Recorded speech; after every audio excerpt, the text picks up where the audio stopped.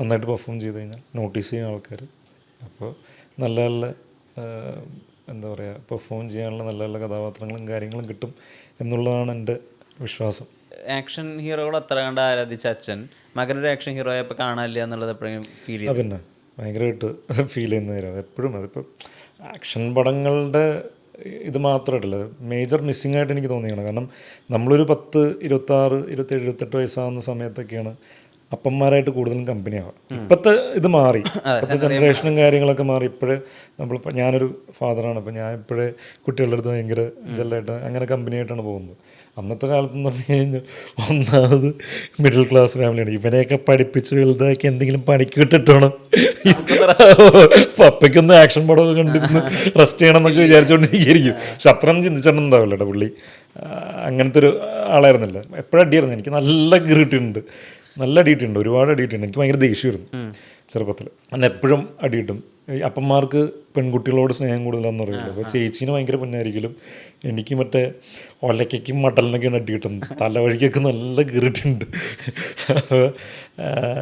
അങ്ങനെ നിൽക്കുന്നൊരു സ്റ്റേജിൽ നമ്മളൊരു 26, 27, 28 വയസ്സാകുമ്പോഴത്തേക്കും അപ്പന്മാരായിട്ട് കമ്പനിയാവും. അപ്പോൾ ആ സമയത്ത് ഞാൻ എൻ്റെ ഫ്രണ്ട്സിൻ്റെ അപ്പന്മാരുടെ കൂടെയൊക്കെ നമ്മളുണ്ട്. അവർ കമ്പനി അടിച്ചിരിക്കുന്നത് കണ്ടിട്ടുണ്ട്. ഒരുമിച്ച് വെള്ളമടിക്കുകയും അല്ലെങ്കിൽ കമ്പനി അടിച്ച് പോണേ എന്നൊക്കെ പറഞ്ഞ് അങ്ങനെ. അതായത് പണ്ടത്തെ ഒരു രീതിയല്ലേ, ചെറുപ്പത്തിലുള്ള രീതിയായിരിക്കില്ല, മാറി അങ്ങനത്തെ ഒരു ഇതാണ്. അപ്പോൾ ആ ഒരു ടൈമൊക്കെ മിസ് ചെയ്തിട്ടുണ്ട്. കാരണം ഫാദർ കൂടെ ഉണ്ടെന്നുണ്ടെങ്കിൽ ആ ഒരു, അല്ലെങ്കിൽ പണ്ടത്തെ ഉണ്ടെങ്കിൽ പണ്ട് ഭയങ്കര ദേഷ്യമായിരുന്നു എന്നൊക്കെ ഉള്ളത് പറയണമായിരുന്നു. അങ്ങനത്തെ ഒരു സാധനം പറയാൻ പറ്റില്ല, പക്ഷെ അറിയായിരിക്കും. അറിയുമെന്ന് വിചാരിക്കണം.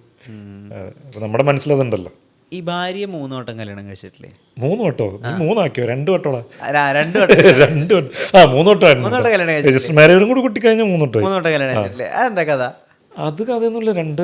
നമ്മൾ 2 റിലീജിയൻ എന്നുള്ള ആൾക്കാരായിരുന്നു. അപ്പോൾ ശ്രുതി ഹിന്ദു ഫാമിലിയിൽ നിന്നാണ്, ഒരു ക്രിസ്ത്യൻ ഫാമിലിയിൽ നിന്നാണ് വരുന്നത്. അപ്പോൾ എനിക്കൊരു രജിസ്റ്റർ മാരേജ് ചെയ്യാനേ താല്പര്യം ഉണ്ടായിരുന്നുള്ളൂ. ശ്രുതിക്കും ഓക്കെ ആയിരുന്നു അതിൽ. പക്ഷെ എന്താ സംബന്ധിച്ച് കഴിഞ്ഞാൽ കല്യാണം, വീട്ടിലെ കല്യാണം, പെൺകുട്ടിയുടെ കല്യാണം, അതുപോലെ തന്നെ എൻ്റെ വീട്ടിലെ അവസാനത്തെ കല്യാണം എന്നൊക്കെ പറഞ്ഞ് അങ്ങനെയൊക്കെ ഒരു ഇമോഷണൽ അത്യാചാറ് വന്നപ്പോൾ ആ സമയത്ത് ഓക്കെ എന്നാൽ രണ്ടുപേരെ ഹാപ്പി ആക്കിയൊക്കെ എന്നുള്ള രീതിയിൽ രാവിലെ എന്താ പറയുക, ഹിന്ദു റിച്വൽസ് പ്രകാരം കഴിഞ്ഞിട്ട് ക്രിസ്ത്യൻ പള്ളിയിൽ കെട്ടും കഴിഞ്ഞു. അങ്ങനെ ഒറ്റ ദിവസം കൊണ്ട് പരിപാടി ഞാൻ തീർത്തു. അധികം ബുദ്ധിമുട്ടിച്ചില്ല ആര്. കാരണം ഒന്നാമത് ശ്രുതി മുംബൈയിലായതുകൊണ്ട് അവിടുത്തെ ഫാമിലിയും റിലേറ്റീവ്സും എല്ലാവരും ഇങ്ങോട്ടേക്ക് വരണം. അപ്പോൾ അതുകൊണ്ട് ഒറ്റ ദിവസം കൊണ്ട് പരിപാടി തീർത്തു. രജിസ്റ്റർ ചെയ്ത്, കാരണം നമ്മൾ 2 റിലീജിയൻ ആയതുകൊണ്ട് സ്പെഷ്യൽ ആക്ട് പ്രകാരം നടക്കുള്ളൂ. അപ്പോൾ ഒക്ടോബറിൽ 3ാമത്തെ കല്യാണം കഴിച്ചു. അങ്ങനെ 3 പ്രാവശ്യം കല്യാണം കഴിച്ചു. ഫാമിലിയുടെ ഒരു മെൻ്റൽ സപ്പോർട്ട് ഉണ്ടല്ലോ നമുക്ക് തരുന്നത്, പടങ്ങളില്ലാത്ത സമയത്തും പടങ്ങളുള്ള സമയത്തും. അത് എങ്ങനെ എക്സ്പീരിയൻസ് ചെയ്യുന്നത്? അല്ല, അവർക്ക് സപ്പോർട്ട് ചെയ്തേ പറ്റുള്ളൂ. അവർക്ക് അല്ലാതെ വേറെ വഴിയില്ലല്ലോ. എത്രത്തോളം എഫേർട്ട് ഇട്ട് അതിൻ്റെ പുറകെ നിൽക്കുന്നുള്ളത് അവർക്ക് മനസ്സിലായി. ഇപ്പം ആദ്യത്തെ സമയത്ത് ഇപ്പോൾ മലർവാടി ചെയ്ത് കഴിഞ്ഞ സമയത്ത് റിലേറ്റീവ്സും ഫാമിലി മെമ്പേഴ്സും അതുപോലെ തന്നെ നൈബേഴ്സ് വരെ, കാരണം നമ്മൾ മുമ്പിൽ കാണുന്നുള്ളൂ. അപ്പോൾ എല്ലാവരും പരിചയമുള്ളവരാണ്, അടുത്തുള്ള വീട്ടുകാരും ഇതൊക്കെ. മമ്മിയെ കിടന്ന് ബുദ്ധിമുട്ടുന്ന എല്ലാവർക്കും കാണുന്നതാണ്, ഫാദറിലല്ലോ. അപ്പോൾ ഇതൊക്കെ കാണുന്ന സമയത്ത് ഞാൻ ഈ സിനിമയുടെ പുറകെ ഇങ്ങനെ കാള് കളിച്ച് നടക്കുന്ന സമയത്ത് നമ്മൾ ഇങ്ങനത്തെ ചിന്തയില്ല.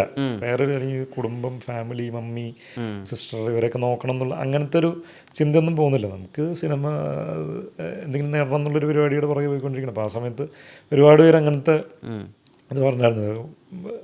നടക്കണമല്ലോ, അതായത് മലർവാടിയിലൊരിത് കിട്ടിയെന്നുണ്ടെങ്കിലും അത് കഴിഞ്ഞിട്ട് പിന്നെ സിനിമകൾ വരുന്നില്ല. നമ്മളിങ്ങനെ ഓഡീഷൻ എന്ന് പറയുന്നത് പോകുന്നുണ്ട്, അല്ലെങ്കിൽ ഒരുപാട് ഡയറക്ടേഴ്സിനെ പോയി കാണുന്നുണ്ട്, എന്നല്ലാതെ സിനിമ നടക്കുന്നില്ല. എല്ലാവരും ഒന്നാമത് സാധാരണക്കാരുടെ കൂടെ നിൽക്കുമ്പോൾ, അല്ലെങ്കിൽ സാധാരണക്കാരാണല്ലോ ചുറ്റുമുള്ളത്. അപ്പോൾ അവരൊക്കെ വിചാരിച്ചുകൊണ്ടിരിക്കണം ഒരു സിനിമ കിട്ടി പിന്നെ പടപടപട ചെയ്യുന്ന സിനിമ എന്നുള്ള വിചാരിച്ചുകൊണ്ടിരിക്കുന്നത്. ബാക്ക് ടു ബാക്ക് സിനിമ ആയിരിക്കുന്നത്. പിന്നെ മാസമല്ല, അതായത് ഇന്നൊരു സിനിമ, നാളെ സിനിമ, മറ്റന്നാൾ സിനിമ, അങ്ങനെയാണ് ചിന്തിച്ചുകൊണ്ടിരിക്കുന്നത്. അപ്പം അങ്ങനത്തെ രീതിയിലാണ് എന്നെ മലർവാടി കഴിഞ്ഞപ്പോൾ എല്ലാവരും അപ്രീഷിയേറ്റ് ചെയ്തുകൊണ്ടിരുന്നത്. എല്ലാവരും വഴി കൂടി പോകുന്നവരും, കടയുള്ളതുകൊണ്ട് തന്നെ എല്ലാവരെയും നന്നായിട്ട് അറിയാം. കാരണം എല്ലാവരുടെയും പറ്റും പരിപാടികളും കാര്യങ്ങളൊക്കെ ഉണ്ട്. ഞാൻ കടയിൽ ഇരുന്നുണ്ട് ഒരുപാട്. ഞാൻ മാർക്കറ്റിൽ പോയി, പപ്പ മരിച്ചു കഴിഞ്ഞിട്ട് ഞാൻ മാർക്കറ്റിൽ പോയി സാധനങ്ങളൊക്കെ എടുത്തിട്ട് വരാം. മമ്മിക്ക് പറ്റുമ്പോൾ ഞാൻ മാർക്കറ്റിൽ പോയി പച്ചക്കറികളും ഹോൾസെയിൽ സ്ഥലത്ത് നിന്ന് എടുത്തിട്ട് വന്നിട്ടാണ് നമ്മൾ ഇവിടെ കൊണ്ടുവന്ന് വിൽക്കുന്നത്. ഞാൻ ഭയങ്കര ഫുഡിയാണ്.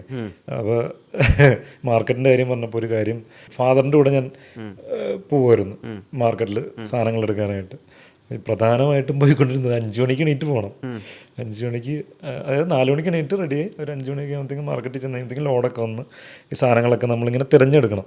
ഓരോന്നും നമ്മുടെ കടയിലേക്ക് കൊണ്ടുവരുമ്പോൾ ഓരോന്നും തിരഞ്ഞെടുത്ത്, അപ്പോൾ ഞാനങ്ങനെ പോയി തിരഞ്ഞെടുക്കുന്ന പരിപാടി. അത് കഴിഞ്ഞിട്ടൊരു 7 മണി 7:30 ആകുമ്പോഴത്തേക്കും അവിടെ ഒരു ചെറിയൊരു ഹോട്ടലുണ്ട്.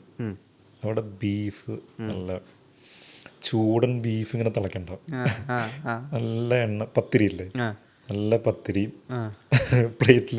നമ്മളിതെല്ലാം കഴിഞ്ഞിട്ട് ഈ സാധനങ്ങളൊക്കെ വീട്ടിൽ കടയിലേക്കുള്ള സാധനങ്ങളും പരിപാടികളൊക്കെ എടുത്ത് കഴിഞ്ഞ് കഴിഞ്ഞിട്ട് ഈ പറയുന്ന പോലെ അവിടെ ചെന്ന് കഴിയുമ്പോഴത്തേക്കും നല്ല ഒരു 3 പത്തിരി ഇങ്ങനെ വെച്ചിട്ട് അതിൻ്റെ മേളിലേക്ക് ആ ബീഫും ചാറും കൂടി ഇങ്ങോട്ട് കുഴിയാണ്. പത്തിരി ഇങ്ങനെ കുതിർന്നിട്ടുണ്ടല്ലോ, എടുത്തിങ്ങനെ വായിലേക്ക് വെച്ചിട്ട്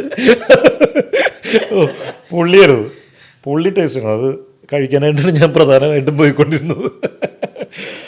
അപ്പോൾ നമ്മൾ എവിടെ നിന്നാണ് അങ്ങോട്ട്, അപ്പോൾ ഞാൻ മാർക്കറ്റിൽ പോയി സാധനങ്ങളും കാര്യങ്ങളൊക്കെ എടുത്ത് വരാറൊക്കെ ഉണ്ടായിരുന്നു. അപ്പം എല്ലാവരും ഈ കൺസേൺ ആണ്, അതായത് ഒരുത്തൻ നേഴ്സിംഗും പഠിച്ച് കഴിഞ്ഞിട്ടുണ്ട്, അപ്പോൾ പണിക്കും പോകുന്നില്ല, അല്ലെങ്കിൽ സ്കോപ്പുള്ളൊരു ഫീൽഡാണ്, പുറത്തേക്ക് പോകാൻ പറ്റും ട്രൈ ചെയ്ത് കഴിഞ്ഞാൽ, അല്ലെങ്കിൽ ഇവിടെ ജോലിക്ക് പോകാൻ പറ്റും. ഞാൻ പോയിട്ടുണ്ട് കേട്ടോ, ഇവിടെ ഹോസ്പിറ്റലിൽ പോയിട്ടുണ്ട്, 2 ആഴ്ച പോയിട്ടുണ്ട് ലേക്ക് ഷോറിൽ.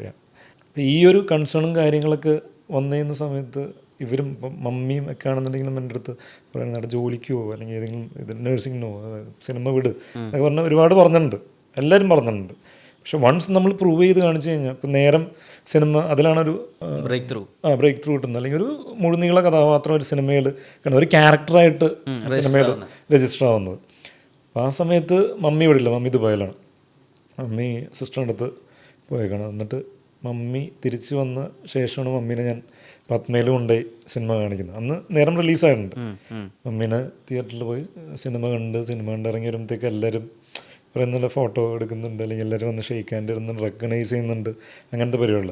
അപ്പം മമ്മി ഭയങ്കര ഹാപ്പിയാണ് ഇത് കണ്ടു കഴിയുമ്പോഴത്തേക്ക്. അപ്പോൾ അവർക്ക് മനസ്സിലായി പറയുന്നത് കുറച്ച് സീരിയസ് ആയിട്ടാണ് പരിപാടി പോയിക്കൊണ്ടിരിക്കണമെന്നുള്ളത് അവർക്ക് മനസ്സിലായപ്പോൾ ഒരു കൺസേണാണ്. അതായത് എങ്ങനെയെങ്കിലും രക്ഷപ്പെട്ട് ജീവിതത്തിൽ എന്തെങ്കിലും നേടാനായിട്ട് സാധിക്കണം എന്നുള്ളൊരു കൺസേൺ ഉള്ളതുകൊണ്ടാണ്. കാരണം അവരൊക്കെ ജീവിച്ചത് ഞാൻ കണ്ടേക്കുന്നതാണ്, അത് അങ്ങനെയാണ് ജീവിച്ച് വന്നേക്കുന്നത്. അപ്പോൾ അതിൽ നിന്ന് നല്ലൊരു മെച്ചപ്പെട്ട ഒരു ജീവിതം ഉണ്ടാവാനായിട്ട് അവർ ആഗ്രഹിക്കുമല്ലോ മക്കൾക്ക്. നമ്മളങ്ങനെയാണല്ലോ, എല്ലാവരും അങ്ങനെ തന്നെ. നമ്മുടെ മക്കൾക്ക് നമ്മൾക്കുണ്ടായ ബുദ്ധിമുട്ടുകളില്ലാതെ അതെ നല്ല രീതിയിൽ ജീവിക്കാനായിട്ട് പറ്റണം എന്നെല്ലാവരും ആഗ്രഹിക്കും. അപ്പോൾ ആ ഒരു കൺസേണും കാര്യങ്ങളും ഉള്ളതുകൊണ്ടാണ് അവർ നമ്മുടെ അടുത്ത് അല്ലെങ്കിൽ വേറെ പണിക്ക് പോകും എന്നൊക്കെ പറയുന്നത്. പക്ഷെ നമ്മുടെ ആഗ്രഹം, നമ്മുടെ ലക്ഷ്യം എന്ന് പറയുന്നത് അത് നമുക്കറിയുള്ളൂ. മൺസ് പ്രൂവ് ചെയ്താണെന്ന് വെച്ച് കഴിഞ്ഞാൽ ഏറ്റവും കൂടുതൽ സപ്പോർട്ടീവായിട്ട് നിൽക്കുന്നത് നമ്മുടെ ഫാമിലി തന്നെ ആയിരിക്കും.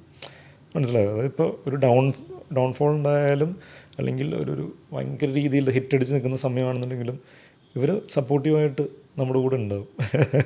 എന്തൊക്കെയാണ് ഉജ്ജ്വലിന് ശേഷമുള്ള പരിപാടികൾ? ഉജ്ജ്വലിന് ശേഷം ഇപ്പോൾ 2-3 പരിപാടികൾ ഇങ്ങനെ കമ്മിറ്റ് ചെയ്തിട്ടുണ്ട്. ഉജ്ജ്വലിന് മുമ്പും ഒരുപാട് പരിപാടികൾ കമ്മിറ്റ് ചെയ്തിട്ടുണ്ടായിരുന്നു. ഇപ്പോൾ ഈ പറയുന്ന പോലെ പ്രൊഡക്ഷൻ ഇഷ്യൂസും അങ്ങനത്തെ സാധനങ്ങളൊക്കെ നടക്കുന്നതുകൊണ്ടും അതുകൊണ്ടും ഇങ്ങനെ പ്രൊജക്റ്റുകൾ ഓണാവാനായിട്ടുള്ള ബുദ്ധിമുട്ടുണ്ട്. കാരണം ഇതൊക്കെ കുറച്ച് ബഡ്ജറ്റുകളുള്ള സിനിമയാണ്, ഞാൻ ചൂസ് ചെയ്ത് വെച്ചേക്കുന്ന സിനിമകളുണ്ട്. അപ്പോൾ അതൊക്കെ കുറച്ച് അത്യാവശ്യം 8 കോടിയോ 10 കോടിയൊക്കെ വരേണ്ട സാധനമാണ്. ആക്ഷനും അങ്ങനെ ക്വാളിറ്റിയിൽ ചെയ്തെടുത്തിട്ടേ കാര്യമുള്ളൂ. അപ്പോൾ ഒരുപാട് സ്ഥലത്തൊക്കെ സംസാരിക്കുമ്പോൾ എല്ലാവരും പറയുന്ന 8 കോടിയുടെ പ്രൊജക്റ്റ് 4 കോടിയുടെ ഇതിലേക്ക് ചെയ്യുമ്പോൾ അതായത് അതിൻ്റെ ക്വാളിറ്റി മാറ്റേഴ്സ്. ക്വാളിറ്റി ഭയങ്കരമായിട്ട് ഇപ്പം പ്രത്യേകിച്ച് ഇപ്പോഴത്തെ കാലത്ത് തിയേറ്റർ ക്വാളിറ്റി ഇല്ലെന്നുണ്ടെങ്കിൽ ഓഡിയൻസ് തിയേറ്ററിലേക്ക് വരാത്തൊരു പരിപാടിയാണ് നിൽക്കുന്നത്.